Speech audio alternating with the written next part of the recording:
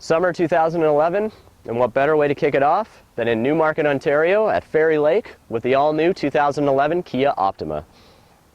The all-new Optima has lines that we've never seen before.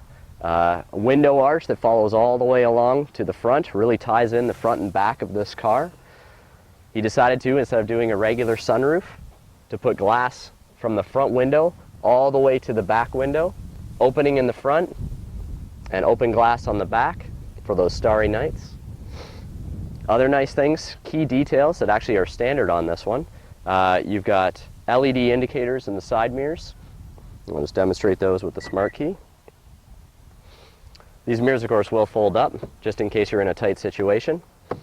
Coming around to the front section, we've got window de-icer. Not really necessary in the sun, but on those snowy days in the wintertime, which a couple months away we might be back to, it's going to melt the ice and the snow off of those.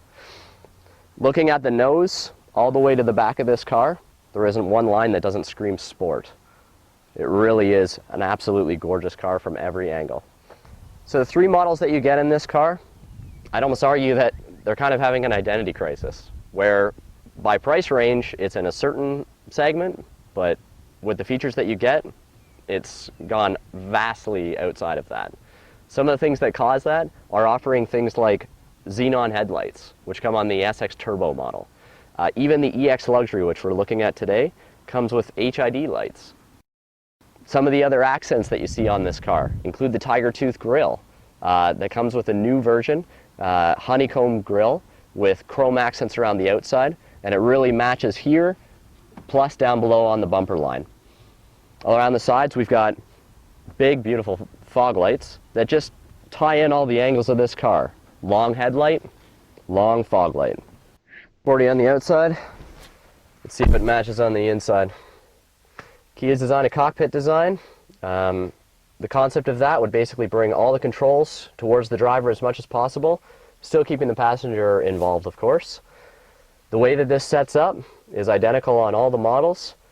The only real features that we've added in the EX Luxury model are things like dual zone climate control down here, and this version actually has the navigation option up on top. But other standard equipment that we get inside here, again, like a lot of Kias, Bluetooth is standard, cruise, audio controls. All of the new generation Kias are all coming with automatic headlights. We talked about the fog lights outside. Whether they're leather or cloth, heated seats. In this case, you get heated and cooling seats, and those have 2 stages to them. Other key points that I like to look at in here are little details. The stitching across all of the dashes. The fact that we've got a leather wrapped steering wheel. And in the EX Luxury model, this is heated. If you go SX, you get paddles on it. With the gauge cluster, you get 2 options, analog or what they call supervision. And what supervision means is basically you get an actual screen up in front of your display. Analog, you'll get 3 gauge clusters. They'll give you sort of that motorcycle style look. Either way, it matches the dash perfectly. Okay, under the hood, the most important part of the 2011 Kia Optima is the block. GDI standing for gasoline direct injection. And without getting too technical, basically what that means is instead of putting the injectors on an intake tract, you're putting the gasoline right into the cylinders. And what that equates to is a heck of a lot more horsepower and a lot more torque. So when you put your foot down, you're going to get a lot more performance out of this 2.4 4-cylinder. Looks great, feels great. Let's see how she drives. So one of the key points that I'd like to point out about the Kia Optima is the fact that before, Kia had something called an Eco Drive, which was just a reminder system that would let you know that you were getting optimized fuel economy. In this case, they actually have a system called Active Eco Drive. So if I were to activate it while driving, it will improve my fuel consumption by almost 10%. Now you're probably thinking that will affect my performance, but what Kia's done is they've made sure that it won't affect your performance more than 2 or 3%. So you're actually saving fuel and you're still getting the performance that you bought this car for. It's a really neat system. It will deactivate under any emergency situations, of course. So if you put your foot down on the gas immediately, it'll shut the system off to make sure that you're getting optimized performance. Other key notes about the Optima: all of the models, not just the luxury ones, but all of them come with the active dynamic damper system. So what the heck does that mean?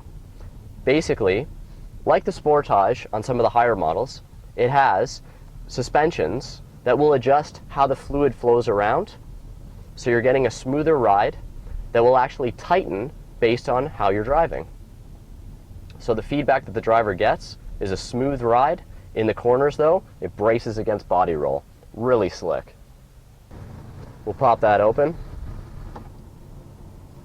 Actually, you know what? Let's let the sun in. So one of the engine options in this Optima, a 2-liter Theta 2 engine, which is the name of it. It's going to come with twin scroll turbo technology. So again, I don't like to get too technical, but twin scroll basically means that you're not going to receive any turbo lag in this car. In the turbo option, you'll receive over 90% of its power at 1700 RPMs. Now that's astonishing, considering most turbos have lag up to about 3500 to 4500 RPM. This car, with that 2-liter 4-cylinder engine, with that turbo attached, will produce 276 horsepower and 250 pound-foot of torque. For a couple bucks more on top of the luxury model, you can get that turbo technology, and it'll surprise you.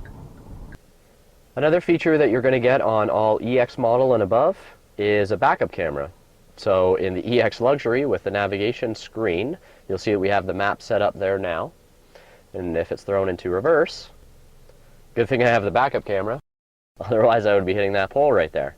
Now, if you don't get the navigation, this screen will actually move up into a smaller screen up in the rearview mirror. So you're still going to get the benefit of it. You'll still get all the lines drawn out right on the screen, and it's going to warn you if there's anything behind you.